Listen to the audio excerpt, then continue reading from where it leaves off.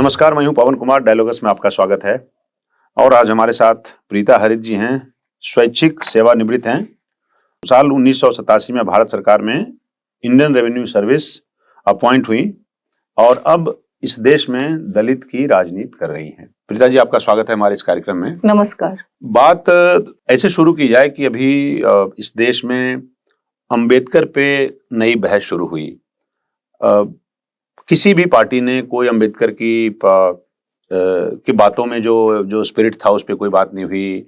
अंबेडकर बातचीत के और बहस के केंद्र में रहे, लेकिन अंबेडकर के सिद्धांतों पे कोई बात नहीं हुई। अंबेडकर ने जो लेगेसी छोड़ के गए उस पर बात नहीं हुई। अंबेडकर ने जिंदगी भर जिस कम्युनिटी की चिंता की उस कम्युनिटी पे बात नहीं हुई। तो मैं आपसे क्योंकि दलितों के लिए आप काम कर रही हैं, दलित की नेता हैं आप, मैं ये जानना चाहता हूं कि इस बहस को आप कितना सीरियसली लेती हैं? वर्तमान में डॉक्टर बाबा साहब भीमराव अंबेडकर जी के नाम को ले करके लगभग हर पार्टी अपना परचम लहरा रही है। और डॉक्टर बाबा साहब भीमराव अंबेडकर, मैं बाबा साहब बोलना पसंद करती हूँ क्योंकि मेरे वो बड़े हैं और हमारे समाज के गौरव हैं। बाबा साहब को लेकर के जो आज की राजनीतिक स्थिति है उसमें मैं मानती हूँ कि सच्चाई कुछ और है, वास्तविकता कुछ और है। क्योंकि जिन डॉक्टर अंबेडकर ने अपने पूरे जीवन जो संघर्ष किया छुआछूत के लिए, शोषण के खिलाफ, और जो उस समय तो अछूत बोलते थे, दलित शब्द तो बहुत बाद में आया और बहुजन शब्द भी बहुत बाद में आया।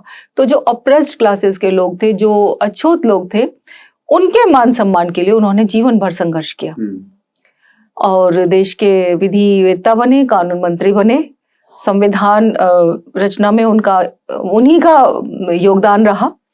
उन्होंने जो किया, जो इस देश के नागरिकों के लिए किया, छुआछूत से पीड़ित एक बहुत बड़े तबके के लिए किया, महिलाओं के लिए जो काम किया उन्होंने, उस काम को बहुत लंबे समय तक, महिलाओं को तो उनकी पूजा करनी चाहिए, कायदे से महिलाओं को उनकी पूजा करनी चाहिए, मजदूरों को भी उनकी पूजा करनी चाहिए। जो आप हिंदू कोड बिल का हवाला दे रही हैं। हाँ, जिस तरह से उन्होंने ये सब किया, तो आने वाले समय में उनके विचारधारा को यदि सभी लोग उसी तरीके से समझ पाते तो उनका नाम शुरू से इस तरह से लिया जाता।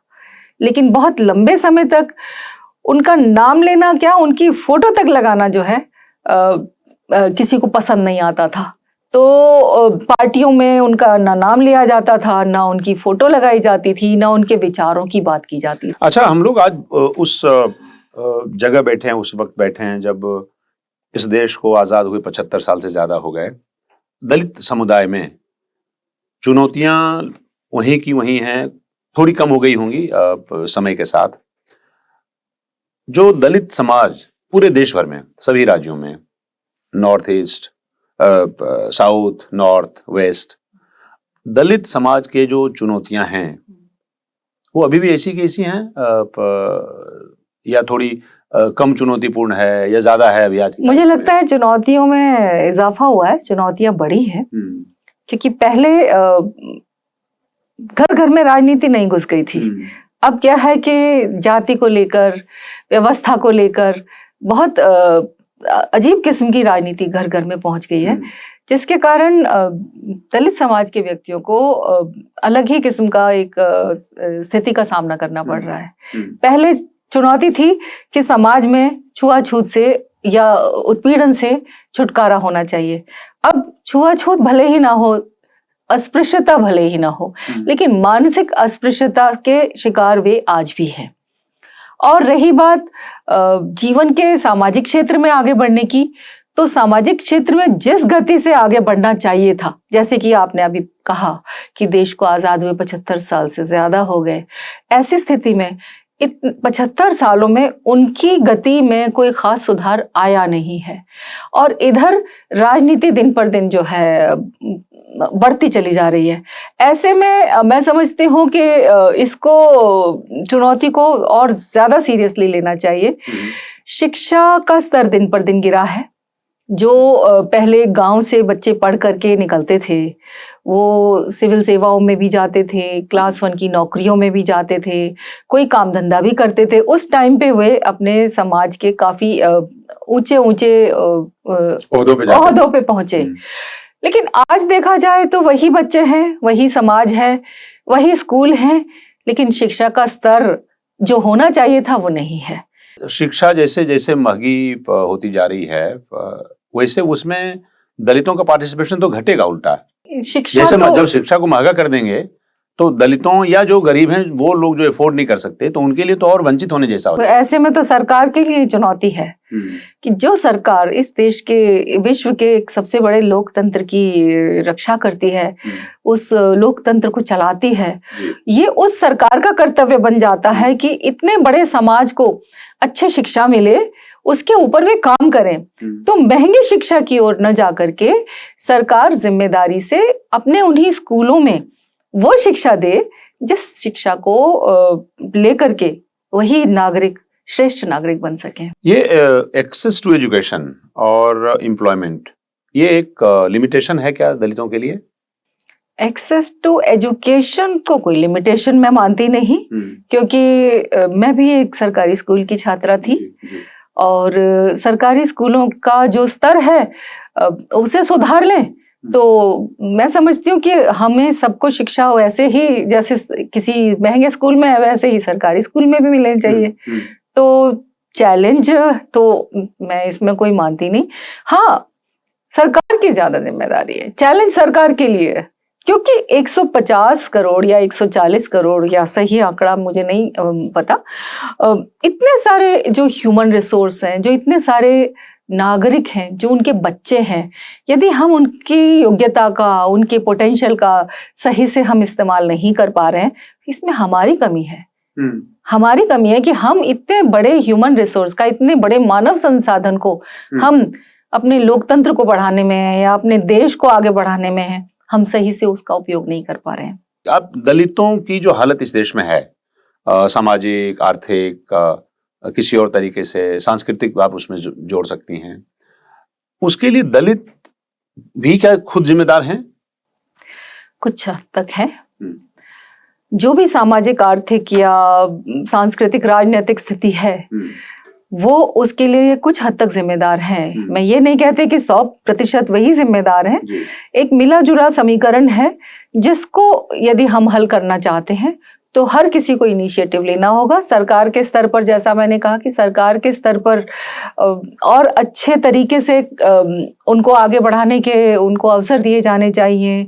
सामाजिक सम्मान में जो कमी हो जाती है या दलित महिला के लिए जो उसके मान सम्मान में कमी होती है, बलात्कार होते हैं, उनका बलात्कार तो ऊंची जाति वाले लोगों के साथ भी होता है कि ये एक सामाजिक मानसिकता को दर्शाता है। मैं ये नहीं कह रही हूँ कि एक जाति देख करके बलात्कार होता है या जाति देख करके किया जाता है। इसमें एक समाज का पूरा एक मनोमस्तिष्क काम करता है कि महिलाओं की सामाजिक स्थिति, महिला को आदिकाल से पहले ही दोयम दर्जे का समझा जाता था।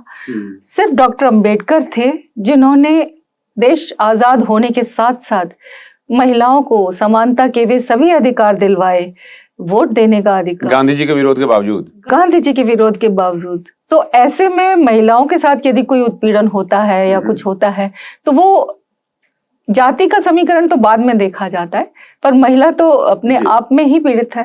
दलितों से जुड़ा हुआ विमर्श जो है वो इस देश में किसी भी पार्टी के एजेंडे पे नहीं है।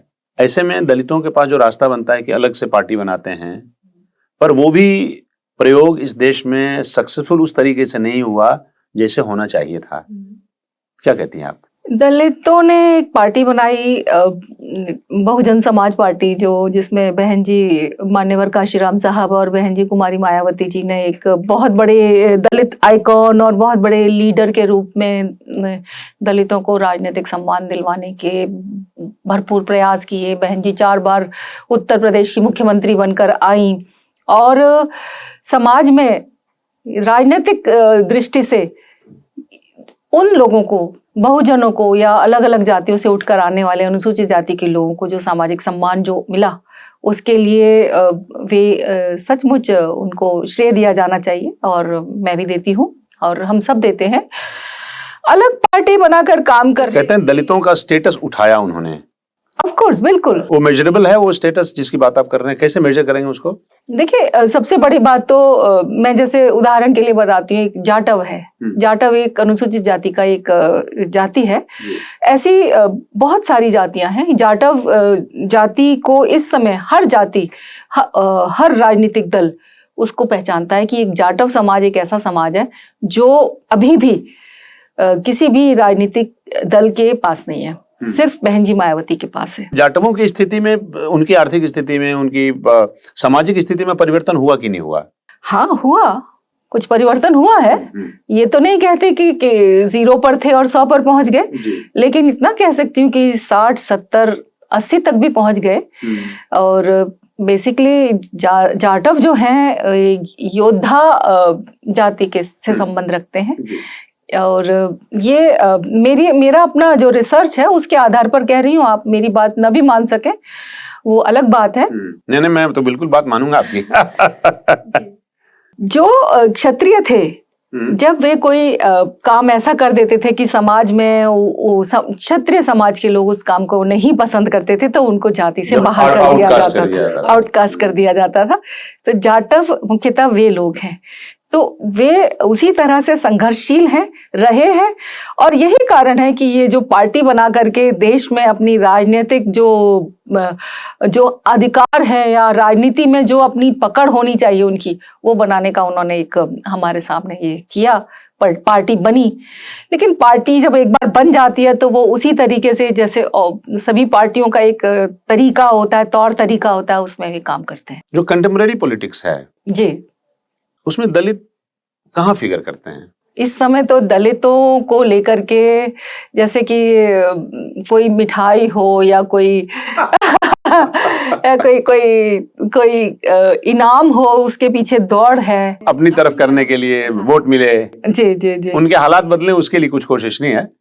हालात बदलने के लिए मैंने कहा कि जब तक दलित खुद अपने जिम्मेदारी नहीं लेंगे कि मुझे शिक्षित होना है, मुझे सभ्य समाज में आगे बढ़ने के लिए एक स्तर तक पहुंचना है, हालात बदलने के लिए उनका बहुत बड़ा योगदान है, मैं समझती हूँ। क्या करना चाहिए उनको? सबसे जरूरी है कि जब डॉक्टर अम्बेडकर ने, जब देश आजाद हुआ था, तो उन्होंने कहा था कि राजनीतिक रूप से तो हम समान हो जाएंगे, लेकिन सामाजिक और आर्थिक रूप से हम देश में अभी भी असमानता है। और जब तक सामाजिक और आर्थिक असमानता रहेगी या सामाजिक और आर्थिक रूप से हम समान नहीं होंगे, इस राजनीतिक समानता के कोई मायने नहीं रखते। तो राजनीतिक समानता के होते हुए भी सामाजिक दृष्टि से और आर्थिक दृष्टि से जब तक दलित सशक्त नहीं हो जाएगा, तब तक काम नहीं हो पाएगा। तो अभी सामाजिक दृष्टि से सशक्त होने के पीछे शिक्षा है, रोजगार है, स्वाभिमान है, मान सम्मान है, और सबसे बड़ी बात यह है कि देश के प्रति वफादारी, ये सारी चीजें मैटर करती हैं। जितना देश किसी भी व्यक्ति का है, किसी भी जाति के व्यक्ति का है, उतना ही ये देश मेरा भी है। मैं भी इस देश की नागरिक हूँ, मेरे जैसे और भी लोग हैं, वे सब इस देश के नागरिक हैं, और वे इस देश के काम आना चाहते हैं, हम काम आना चाहते हैं। तो हम जब काम आना चाहते हैं तो सरकार की जिम्मेदारी बनती है कि वो हमारे योग्यता के अनुसार हमसे काम ले, जिससे कि देश आगे बढ़े। जो गवर्नमेंट की पॉलिसीज हैं, जो इनिशिएटिव्स हैं, उससे कितना इम्पैक्ट हुआ है, दलितों की जिंदगी पे कितना प्रभाव पड़ा है? पहला तो गवर्नमेंट के इनिशिएटिव से दलितों की स्थिति पर क्या प्रभाव पड़ा है। देखिए, मैं सबसे पहले ये बताना चाहती हूँ कि जब देश आजाद हुआ था तो सब में एक जोश और जज्बा था, और जोश और जज्बे के कारण हर कोई चाहता था कि मैं कुछ अच्छा करूं। देश नया नया आजाद हुआ है, हर किसी को एक स्वतंत्रता का अनुभव हो रहा है। पढ़ाई भी अच्छी थी, अच्छे स्तर की शिक्षा थी, अंग्रेजी में शिक्षा थी। और मेरा कहने का मतलब ये नहीं कि मैं कोई अंग्रेजी की विशेष तौर पे पक्षधर हूँ, और मेरा कहने का मतलब ये है कि जब हम शिक्षा का, जब हमारे पास बहुत बहुत सारे ग्रंथों पर या देश विदेश के जो भी लिटरेचर्स रहे हैं, जो उनके जो साहित्यकार रहे हैं या उनकी आइडियोलॉजीज रही हैं, उनको हम जान पाते हैं, तो हमारे दिमाग का, हमारी सोच का उसी तरीके से विस्तार होता है। तो जब ये लोग पढ़ते थे तो आगे बढ़े आगे बढ़ते रहे। मुझे खुद याद है, मैं तो उस समय कॉलेज में थी और देखती थी कि सरकार की तरफ से एक स्पेशल ड्राइव, एम्प्लॉयमेंट की स्पेशल ड्राइव निकला करती थी। यानी कि बैंकिंग सर्विस रिक्रूटमेंट बोर्ड की तरफ से या रेलवे रिक्रूटमेंट बोर्ड की तरफ से या PSUs की तरफ से पूरी तरह से जो रिजर्व कैटेगरी के जो स्टूडेंट्स होते थे उनके लिए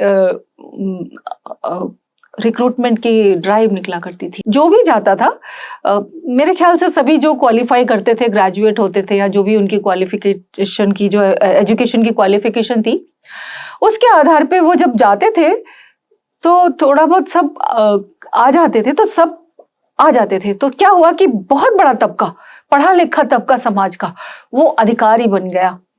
और वो अधिकारी बनते बनते उनका तो स्तर बहुत ही अच्छे तरीके से बढ़ गया। उनके साथ साथ उनसे जुड़े हुए 5-10 लोग, परिवार के लोग, काफी लोग बढ़े, आगे बढ़े, कम्युनिटी पीछे छूट गई। कम्युनिटी आगे बढ़ी है, ऐसा नहीं कह सकते कि कम्युनिटी पीछे छूट गई, क्योंकि जब मैं अपनी कम्युनिटी से जुड़ी हुई हूँ तो मैं दूसरों को क्यों दोष दूं, कैसे दोष दे सकती हूँ। हम लोग कहीं ना कहीं अभी भी अपने गांव में, अपने परिवार में, अपने रिश्तेदारों से हम जुड़े हैं। जहां मदद करने की जरूरत पड़ती है, मार्गदर्शन देने की जरूरत पड़ती है, हम उन्हें मार्गदर्शन भी देते हैं। निजी जिंदगी में आपके कभी इस आधार पर आपके साथ डिस्क्रिमिनेशन हुआ हो, आपको ज्यादा लड़ाई लड़नी पड़ी हो बाकी जो अगड़ी जाति के लोग हैं उसकी तुलना में, आपको लगा कि नहीं हम दलित हैं इसलिए हमारे साथ अत्याचार हो रहा है, या आपने कभी ये महसूस नहीं किया क्योंकि आपके पिताजी अधिकारी थे? ऐसा नहीं है। समय समय पर अलग अलग अनुभव मुझे हुए हैं और वो अलग व्याख्यान का विषय है। उसमें मैं बहुत सारे अनुभव ऐसे बता सकती हूँ, पर मैं अभी उनको दोबारा दोहरा करके अपने एक विक्टिम कार्ड नहीं प्ले करना चाहती, इसलिए मैं नहीं बताना चाहूंगी।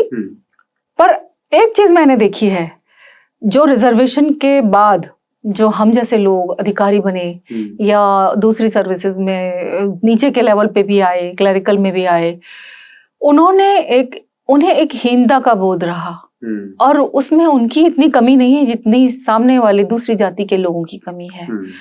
क्योंकि रिजर्वेशन का जब आज नाम लिया जाता है तो खास तौर पे जब ये OBC के रिजर्वेशन के बाद दूसरी जातियों के लोग भी रिजर्वेशन मांग रहे हैं, और दक्षिण में चले जाइए, साउथ इंडिया में तो रिजर्वेशन जैसे कहते हैं ना कि 49% से ऊपर नहीं हो सकता, वहां तो पता नहीं कहाँ 69% तक और भी ऊपर पहुंच गया, तमिलनाडु वगैरह में।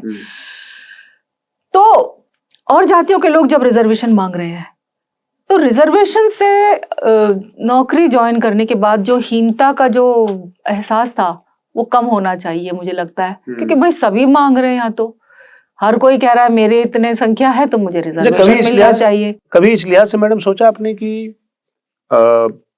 दलितों की जो हालत इस देश में है उसके लिए दलित किस हद तक जिम्मेदार हैं?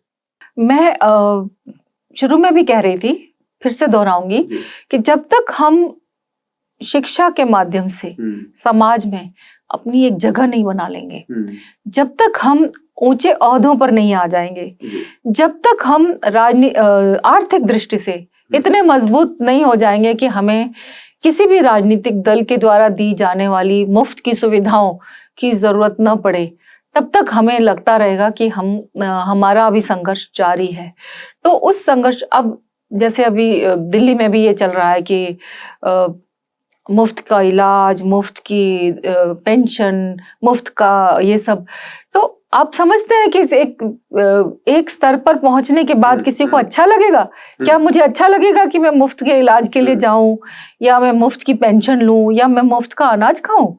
तो जब तक ये स्वाभिमान उनके भीतर नहीं जागृत होता, जब तक उन्हें ये नहीं लगता कि हम इस लायक हैं कि हम सिर्फ लेते ही ना रहें, हम दें, इस समाज को दें, इस देश को दें, तब तक संघर्ष जारी रहेगा। अभी महाराष्ट्र में एक घटना हुई जिसमें एक दलित व्यक्ति थाने में जिसकी मौत हो गई। पुलिस ने कहा कि साहब पोस्टमार्टम में था, रिपोर्ट आई कि किसी और मेडिकल प्रॉब्लम की वजह से इसके पेट में दर्द था।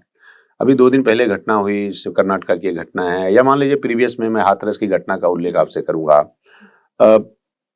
दलितों के खिलाफ, जहां दलित विक्टिम्स हैं वहां पे प्रशासनिक कार्रवाई में देरी या उसके प्रति उदासीनता या अंतिम रूप से उसको न्याय नहीं मिलना, ऐसी घटनाएं आम हैं। आप एग्री करती हैं उससे? हाँ, वो सामाजिक एक दृष्टिकोण है ना, वो बहुत समय हो गया जो समाज 2000 साल से ज्यादा देश में प्रताड़ित रहा, पीड़ित रहा, वो मानसिकता उस समाज के व्यक्तियों की तो रही, लेकिन एक पीड़ित और प्रताड़ित करने वाले लोगों की भी तो रही।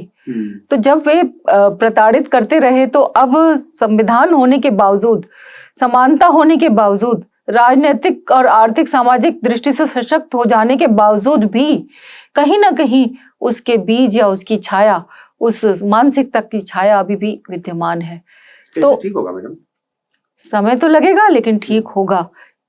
इस सृष्टि में कुछ भी ऐसा नहीं है जो ठीक नहीं होता, सब ठीक हो जाता है, वो भी ठीक होगा। मैं मानती हूँ कि ठीक होगा। हमारे पास बहुत बड़ा हमारा आधार है, हमारा संविधान, और उससे भी ज्यादा हमारा आधार है हमारी नियत। हम अच्छी नियत से, अच्छे देश के अच्छे नागरिक होने के कारण हम काम करेंगे तो निश्चित ही ये ठीक होगा। और जिस तरह से इस समय जब भी कहीं, जैसे अब आप बता रहे हैं, जैसे हाथरस की घटना हुई थी, हम भी वहां पहुंचे थे और हमने भी आवाज बुलंद की थी। सच बताए तो जितनी आवाज हमने ज्यादा बुलंद की थी, उतना ही ज्यादा वो जो अपराधी थे वे कटघरे में आए थे। और ये एक जनरली सब सामान्य तौर पर दूसरी जातियों के लोग भी इस मुद्दे पर संवेदनशील हो चुके हैं। 100 में से 99 लोग हो चुके हैं। जो कोई एक आधा या दशमलव में जो भी लोग हैं वे भी समय रहते हो जाएंगे। बस जरूरी है कि सरकार को अपने सामाजिक कार्यकर्ता, एक सरकार भी एक सामाजिक कार्यकर्ता का यहाँ का रोल प्ले कर सकती है अगर चाहे तो। यदि सरकार चाहे तो क्या नहीं कर सकती। सरकार बहुत चुन के आती है, बहुत मजबूत होती है। देखिए, जो पढ़े लिखे लोग हैं, जो विद्वान हैं, वो इस तरह से व्याख्या करते हैं कि जब तक दलितों को आप वोट का भंडार मानेंगे, जब केवल वोट के लिए आप दलितों की बात करेंगे, तब तक इस देश में दलितों की हालत नहीं बदलेगी। जब आप लॉन्ग टर्म में सोचेंगे कि चुनाव जो है उसका एक बाय प्रोडक्ट है, इच्छा और जो गोल है वो ये है कि दलितों को एम्पावर करना है। ऐसी कोई पार्टी दिखती नहीं है, ना दलितों की पार्टी है, ना दूसरी जो ट्रेडिशनल पार्टीज हमारे पास है वो हैं। तो ऐसे में हम कैसे उम्मीद कर सकते हैं? जब तक कोई भी राजनीतिक दल दलितों को सिर्फ वोट देने की मशीन समझता है या वोट बैंक समझता है, तब तक इस मानसिकता को नहीं बदला जा सकता। आपने ठीक ही कहा कि वोट देना तो ये तो एक बाय प्रोडक्ट है, पर मैं समझती हूँ कि जो एक आइडियोलॉजी लेकर के जो शुरुआत हुई थी उसे दोबारा से एक बार पुनर्स्थापित करने की जरूरत है हर राजनीतिक दल को। और ये जो दिन पर दिन ये जो मुफ्त की रेवड़ियां बांटने का जो ये कल्चर जो समाज में फैलता जा रहा है, एक बहुत बड़ी व्याधि है। ये इस देश को खा जाएगी, क्योंकि जब महिला को हर पार्टी कोई 2100 दे रही है, कोई 1800 दे रही है, कोई 1500 दे रही है, कोई 1000 दे रही है एक महीने में, तो उस कोई अपनी इच्छा से कोई काम क्यों करना चाहेगा? या मुफ्त की पेंशन मिल रही है तो गरीब लाचार को दिया जा सकता है। लेकिन मेरा एक सवाल रहता है, वो हर राजनीतिक दल से है कि देश में कोई गरीब रहे ही क्यों? मैं ये नहीं कह रही कि गरीब हो क्यों, गरीबों को खत्म नहीं करना है, लेकिन गरीबी खत्म करनी है। गरीबी खत्म करनी है तो गरीबी हटाओ, गरीबी को हटाना है। अब ये गरीबी हटाओ का नारा 20 सूत्री कार्यक्रम में हम, एक सर्वेश्वर दयाल सक्सेना एक लेखक थे जी, उनकी एक कहानी थी गरीब हटाओ। हाँ, वो थोड़ा व्यंग है उसमें जी, तो गरीबी हटाओ नारे से वो कहानी पैदा हुई, गरीब हटाओ। हाँ, बिल्कुल ठीक कहा आपने। तो वो नारा जो गरीबी हटाओ वाला कब से चला आ रहा है, लगा लीजिए 1977 में पहली बार मैंने, मतलब जब मुझे राजनीतिक चेतना हुई थी, मैं बच्ची थी, तब मैं समझी थी जी। अब वो गरीबी है कि वो हटती नहीं। यहाँ तक कि देश के 80-85 करोड़ आदमी गरीब हैं, उनको राशन देते हैं जब हम, तो हम एक ह्यूमन डिग्निटी के ऊपर एक हम चोट करते हैं। जो मानव का जो एक स्वाभिमान है, हम उसको हम धिक्कारते हैं। नहीं, पर लेने वाले मना क्यों नहीं करते? यही तो जागरूकता का काम हमें करना है। जिस देश में 80 करोड़ जनता जागरूक नहीं है, उस देश का क्या हो जाएगा? लेकिन जनता जागरूक है, ऐसी बात नहीं है। जनता जागरूक है।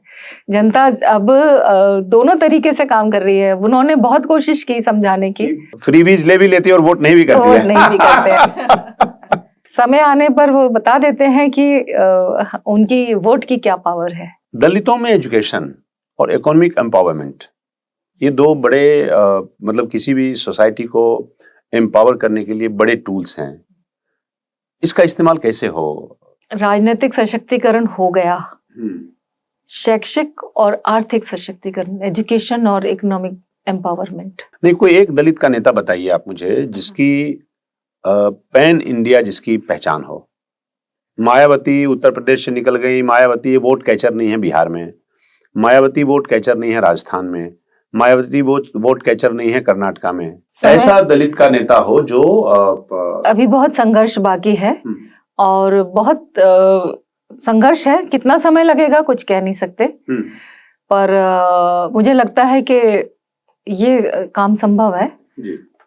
क्योंकि सबसे जरूरी है जनता के बीच या समाज के बीच उठना बैठना, उनकी बात को सुनना, उनके काम आना, उनको मार्गदर्शन देना, समय समय पर उनके साथ उनकी लड़ाई लड़ना। जब तक हम ये सब जब हम करेंगे तो निश्चित ही एक पैन इंडिया लेवल पे या राष्ट्रीय स्तर पर दलितों के मार्गदर्शन के लिए दलित बहुजन के बीच में से ही कोई व्यक्ति तैयार होगा, मुझे लगता है। जो नए दलित नेता उत्तर प्रदेश में उभर रहे हैं, चंद्रशेखर, आप पता नहीं व्यक्तिगत टिप्पणी करना चाहेंगे कि नहीं चाहेंगे? देखिए, मैं व्यक्तिगत टिप्पणी नहीं चाहता हूं। मैं चाहता हूं कि दलित कम्युनिटी उनमें अपना क्या भविष्य देखे। देखिए, जब तक हम अपनी आइडियोलॉजी को अच्छी तरह से नहीं समझेंगे, जब तक हम संविधान में अपनी स्थिति को नहीं समझेंगे, देश में अपनी स्थिति को नहीं समझेंगे, और जब तक हम विक्टिम कार्ड खेलते रहेंगे, तब तक हम उस उज्जवल भविष्य की कामना नहीं कर सकते जो उज्जवल भविष्य जिसका झरोखा हमें संविधान में डॉक्टर अंबेडकर ने दिखाया था। उसके लिए हमें सोचना पड़ेगा कि हम भी उतने ही इस देश के नागरिक हैं जितना कोई भी सामान्य व्यक्ति, या हमारे भीतर भी वही सोच, जागरूकता, क्षमता, मानसिक, बौद्धिक, शारीरिक है जितनी किसी भी सामान्य व्यक्ति में होती है। तो हम जब उस तरीके से काम करेंगे, देखिए पढ़ना तो मुझे है ना, मैं स्कूल जाऊं और वहां पर मैं अपना समय ठीक से नहीं दे पाऊं, या हम आजकल तो बच्चों को बहुत डिस्ट्रैक्शंस हैं, इंटरनेट है, मीडिया है और भी बहुत सारी चीजें हैं, तो मुझे पढ़ना पड़ेगा। पहले मुझे पढ़ना पड़ेगा क्योंकि सरकार ने तो स्कूल दिया है, जैसा भी है अच्छा है, ऐसी बात नहीं है। सरकारी स्कूलों के पढ़े हुए लोग बहुत बड़े इस देश के राज्यों में चीफ सेक्रेटरी भी हुए हैं, दलित समाज के लोग, और उनको देख करके लगता है कि जब वे पढ़कर कहते हैं ना कि हम नदी पार करके हम स्कूल जाया करते थे, पैरों में हमारे जूते नहीं थे या शरीर पर एक कपड़ा था, गरीबी इतनी थी कि बहुत से ऐसे इंडस्ट्रियलिस्ट हैं, मैं नाम नहीं लेना चाहूंगी, लेकिन मैं उनसे व्यक्तिगत रूप से परिचित हूँ। वो पूरा दिन भोजन नहीं करते थे, सिर्फ शाम को 4 या 5 बजे कुछ खाते थे, जिससे कि वो उनके पास पैसे नहीं थे। अच्छा, आपने इंडस्ट्रीज की बात की, बहुत सही मौके पे आपने मैडम ये बात कही। इंडस्ट्री में से, एंटरप्रेन्योरशिप में से, बिजनेस में से, इकोनॉमिक्स में से, और खासकर जो प्राइवेट सेक्टर की नौकरियां हैं उसमें से, मेजर वर्कफोर्स में से दलित समुदाय गायब है लगभग। मतलब ऐसी तो कोई बंदिश नहीं है यहाँ पे कि अगर आप बिजनेसमैन बनना चाहते हैं तो आपको बाकी कम्युनिटी के लोग बन सकते हैं, तो वहां भी बन सकते हैं। वहां पे कोई रिजर्वेशन की जरूरत नहीं है, आपको कोई आपको परेशान नहीं कर रहा है, वहां पर खुला आकाश है। पर वहां पे भी प्रेजेंस नहीं है। कह सकते हैं प्रेजेंस है, ऐसी बात नहीं है, मगर उतनी नहीं है जितनी औरों की है। इसमें जो कमी रही है वो शुरुआती तौर पे, जैसे अब रेस होती है, जब दौड़ते हैं तो जैसे स्टेडियम में एक गोल ट्रैक होता है, तो जो सबसे भीतर वाला होता है वो सबसे आगे होता है, और जो नहीं सबसे पीछे होता है, सॉरी, और जो सबसे बाहर वाले ट्रैक पे होता है वो सबसे आगे होता है, क्योंकि उसको दौड़ना है। तो जो हम लोग थे, जो समाज के, दलित समाज के लोग रहे, वो शुरुआत से पिछड़े रहे, तो वो पिछड़े नहीं रहे, वो पिछाड़े गए, उनको पछाड़ा गया।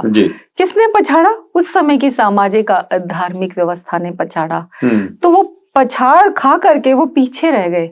अब जब वो आगे हुए हैं तो बराबर आने में कुछ समय लगेगा। 75 साल जो है, मैं समझती हूँ कि हजारों वर्षों की गुलामी या हजारों वर्षों के उत्पीड़न से एकदम से निकल करके उतने ही आंकड़ों में उतने ही दिखाई दे जाए, वो एकदम से नहीं हो पाएगा। लेकिन निश्चित ही देश का भविष्य उज्जवल है, समाज का भविष्य उज्जवल है, लोग मेहनत कर रहे हैं, और सरकारें भी देती रही हैं, योजनाएं देती रही हैं, अलग से बहुत सारे लोन की व्यवस्था है, और बहुत सारे प्लेटफॉर्म है जहाँ पे सीखने को मिलता है, काम करने को मिलता है, अपना व्यवसाय स्थापित करने को मिलता है। तो इंसान चाहे तो क्या नहीं कर सकता। तो मैं समझती हूँ कि समाज भी करेगा। जो मतलब आप जब आगे आएंगे, जब अपने अधिकारों की बात करेंगे, उसको आप ऑब्जर्व करेंगे, तब आपके साथ लोग अपने आप आएंगे। लेकिन आप जब केवल इस तरह की बात करेंगे कि हमें वो चाहिए, तो ऐसे में कोई आपको ये दान देने के लिए नहीं आएगा, ये आपका अधिकार बनता है। अधिकार है। हाँ। तो ये काम कर रहा है क्या सोसाइटी में?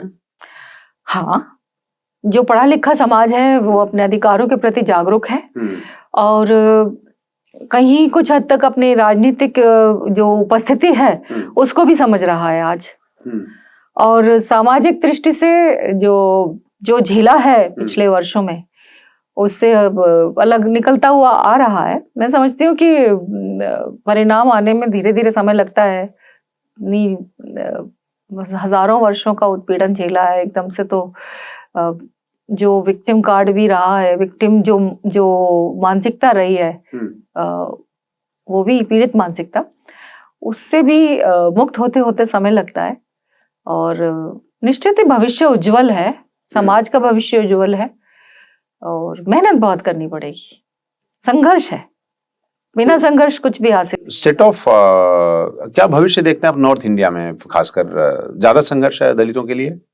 देखिए, हम यहाँ देश की राजधानी दिल्ली में बैठे हैं, तो हम आज यहाँ की बात कर रहे हैं। जो दलितों का संघर्ष देश के किसी भी राज्य में कभी भी कम नहीं रहा, न नॉर्थ में, न साउथ में, न कहीं भी, नॉर्थ ईस्ट में, कहीं भी, सब जगह।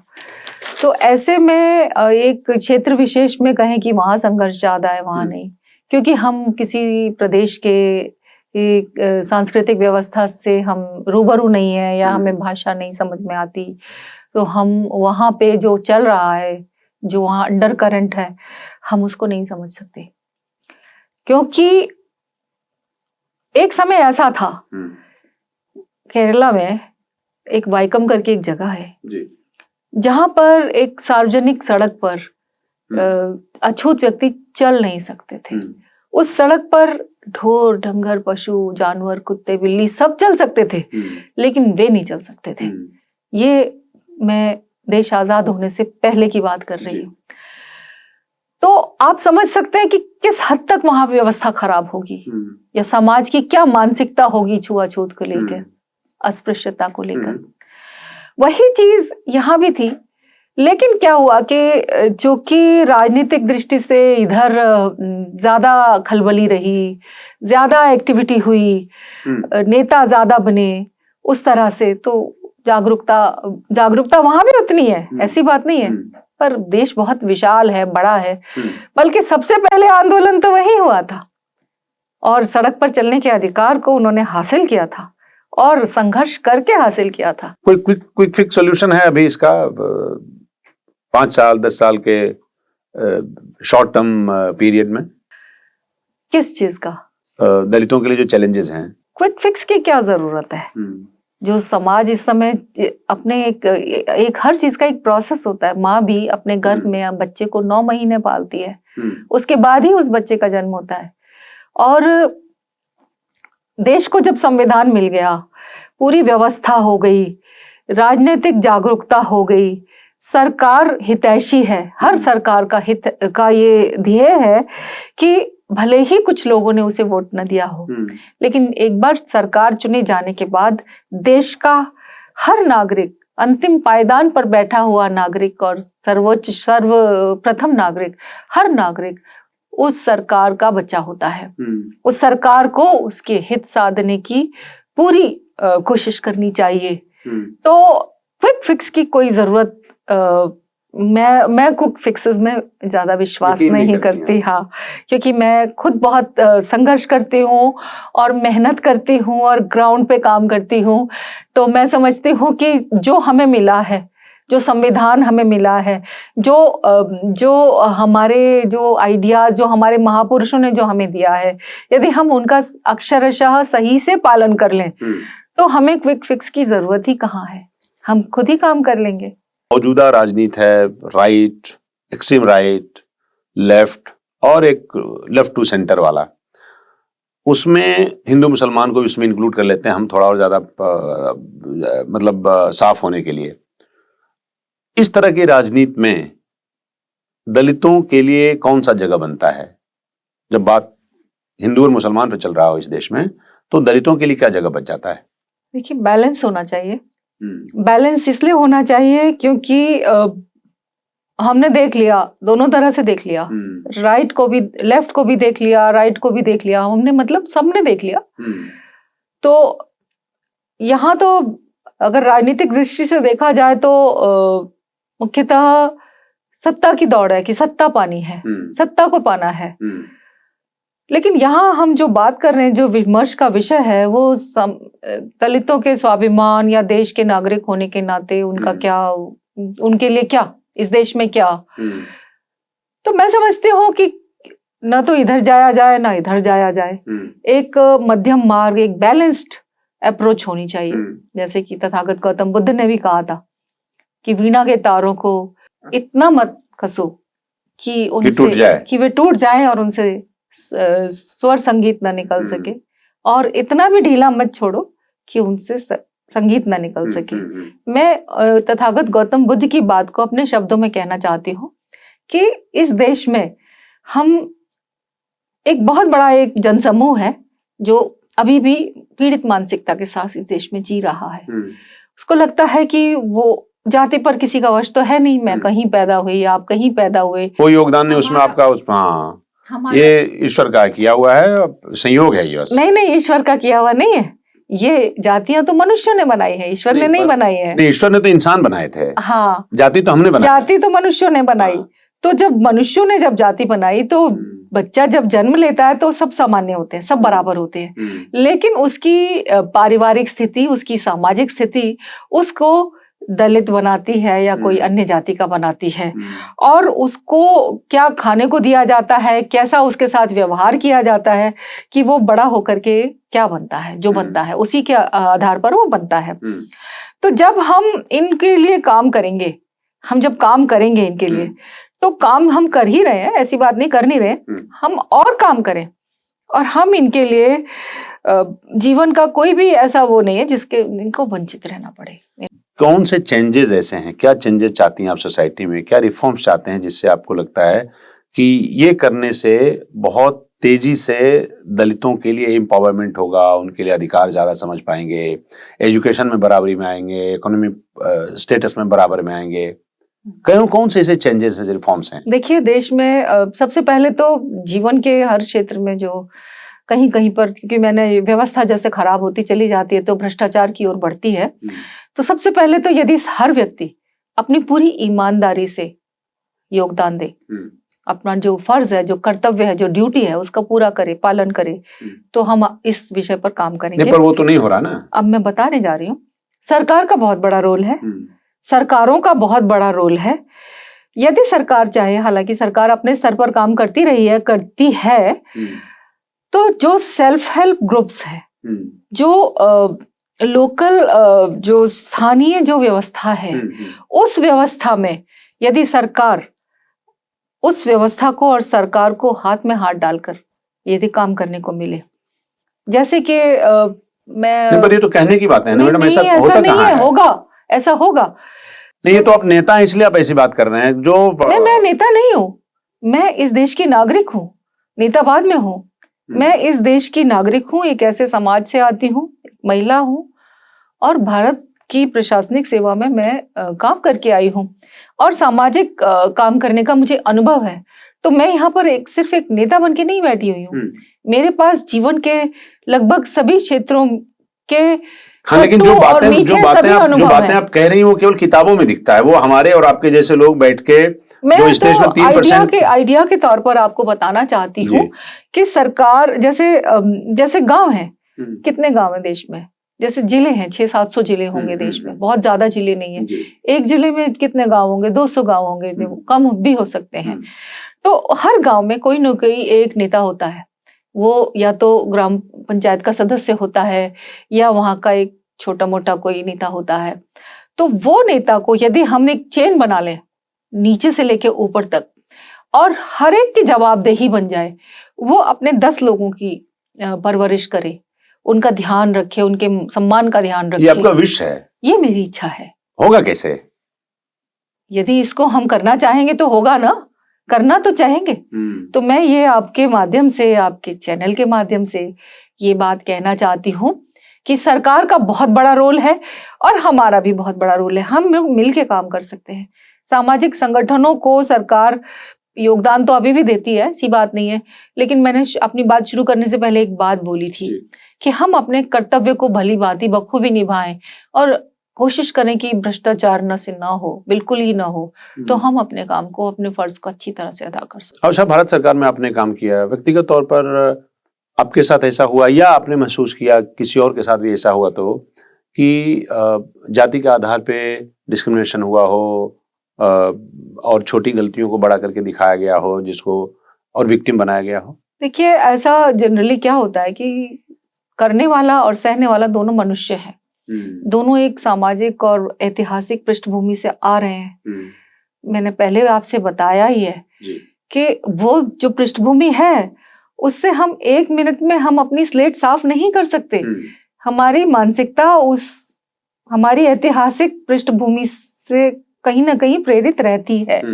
तो उत्पीड़न के दृष्टांत तो होते रहे हैं, मसले होते रहे हैं, उत्पीड़न भी होता रहा है।